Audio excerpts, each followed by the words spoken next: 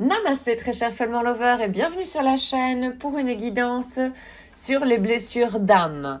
Voyons voir parmi les 5 blessures de l'âme, donc selon Lise Bourbeau, laquelle nous allons soit commencer, soit continuer à guérir aujourd'hui. Je vais donc utiliser les cartes de guérison des 5 blessures de Lise Bourbeau.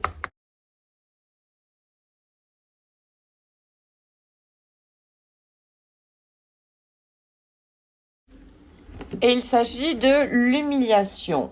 Donc, il fait porter le masque de masochiste. La grande peur, c'est la liberté.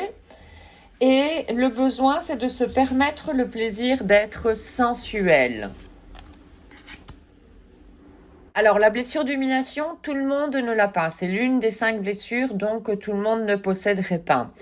Alors, la carte nous dit, aujourd'hui, je décide de demander aux gens autour de moi qu'ils me rendent attentif chaque fois que je demande pardon.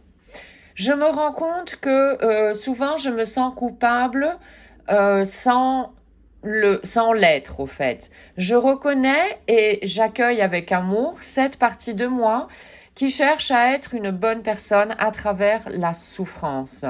Alors, si je ne suis pas capable, j'accepte pour le moment que c'est mon ego qui, pour se sentir important, se rend responsable de la joie des autres. Effectivement, nous sommes responsables, mais de notre propre bonheur. Et personne d'autre n'est responsable de notre bonheur non plus, et nous non plus ne sommes pas responsables du bonheur des autres. Ça, c'est très important d'en tenir compte. Alors maintenant, je vais prendre un message de guérison de Caroline Miss.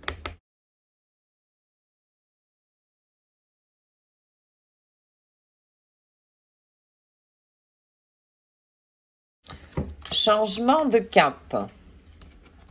Voir les choses d'une autre manière également, sortir de sa zone de confort, de ses automatismes mentaux aussi. Alors, leçon d'aujourd'hui. Tu dois savoir que la guérison, parfois, dépend de la force, de la disposition et de l'habileté qu'une personne a pour changer de cap. Donc, beaucoup de gens retardent ce changement par peur ou par paresse. Et après, donc ces gens se demandent pourquoi ils ne sont pas heureux et ils ne sont pas sains.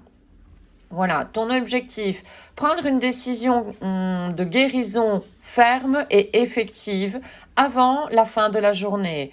Quelque chose qui puisse changer de forme positive le cap de ta vie.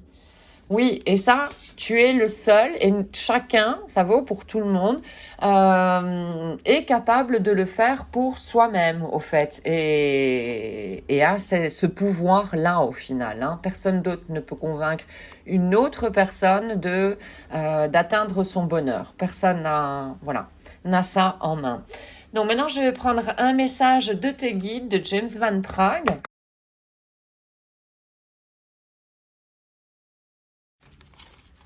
Avoir confiance en soi-même, qu'on est capable de changer de cap, que les peurs qui se cachent derrière, et notamment derrière cette peur de l'humiliation, ce sont des peurs illusoires qui n'amènent pas au fait à la mort physique. Voilà.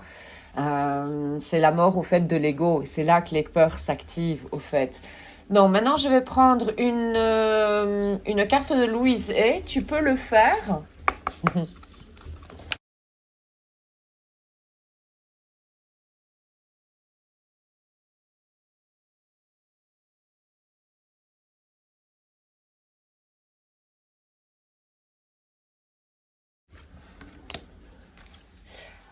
Alors, il n'est pas agréable d'être une victime.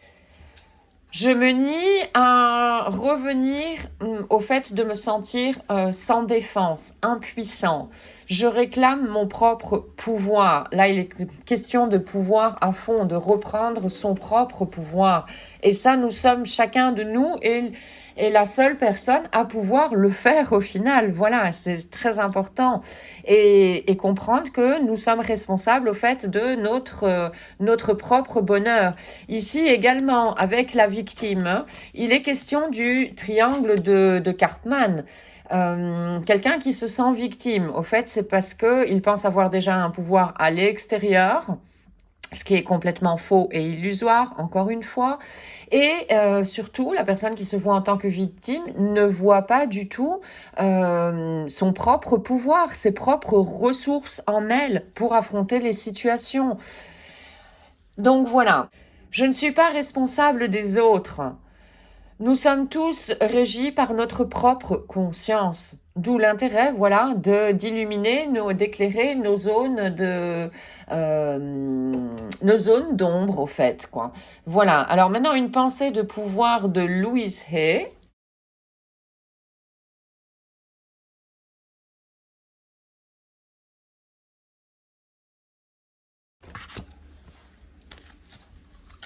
Il n'y a pas de faute. Je me libère de la nécessité de culpabiliser les autres, moi incluse. Moi inclus ou incluse.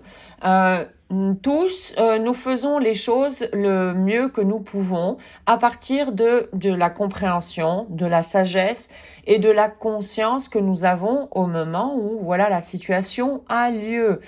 Là, dans les tirages des cartes, il est très fort question de responsabilité. Donc, je t'invite, Follement Lover, à regarder un petit peu, si jamais ce n'a pas déjà été fait, de voir un petit peu en toi de quoi tu te sens responsable et de remettre éventuellement les choses à leur place. De t'informer également là-dessus par rapport à la responsabilité.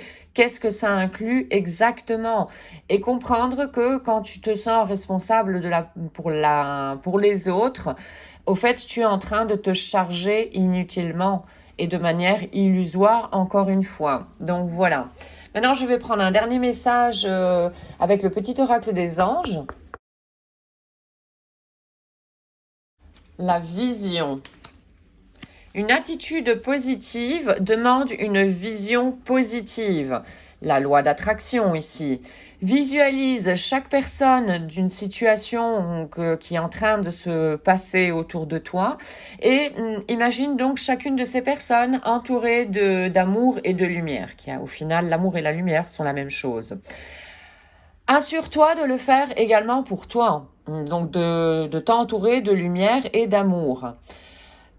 Ton amour a le pouvoir d'influencer, de transformer les événements à venir. Oui, la loi d'attraction, encore une fois. Et voici donc aujourd'hui pour cette blessure d'humiliation. J'espère que tu auras pu trouver des informations si jamais tu as déjà cette blessure en toi. J'espère que tu auras donc trouvé des informations pour continuer sur ton propre cheminement. Un tout grand merci d'avoir visionné la capsule. Je te souhaite une excellente journée ainsi qu'une excellente route sur le chemin de ton bonheur. Merci, à très très bientôt. Om